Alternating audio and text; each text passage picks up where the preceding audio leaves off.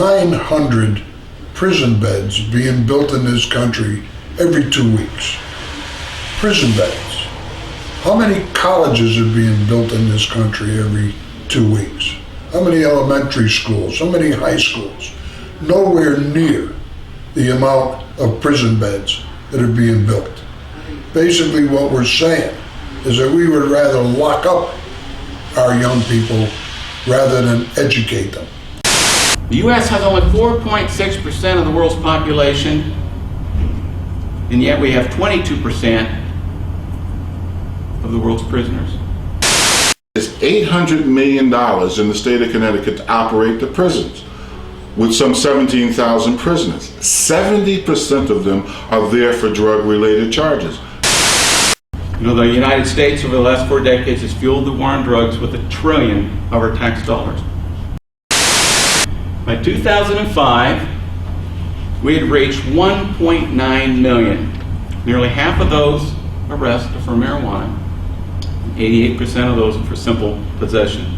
Today we're closing in on 2 million drug arrests every year. Now, let me put that into perspective for you. That's the population of the state of New Mexico. We are now arresting the equivalent to the population of the state of New Mexico every year, and a good portion of that is for simple marijuana possession. You can treat addiction, but you're never going to get over a conviction. A conviction is going to follow you, it's going to follow our teenagers for the rest of their life. It's going to keep them from student loans, government housing, government assistance.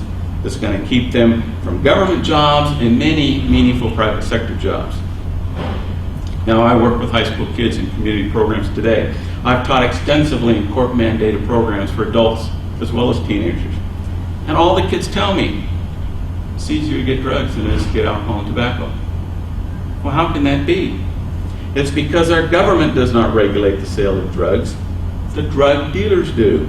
Under our current policy, our government controls nothing. The drug dealer decides who to sell to, where to sell, what to sell, when to sell, and for how much. All the drug dealer asks is, you got the money? How much money are we talking about? Enough money to influence a cop or a judge? Do you think that $225 million that was seized in just one case here recently, you think some of that might influence a politician? International drug trade generates $400 billion a year. And it's going to the drug cartels and groups like Al-Qaeda who are funding terrorist activities all over the world. And this is virtually all profit, because what are we talking about? Marijuana's a weed. Cocaine just comes from a bush. Opiates come from a flower. There's no real value to any of these plants until you make them illegal.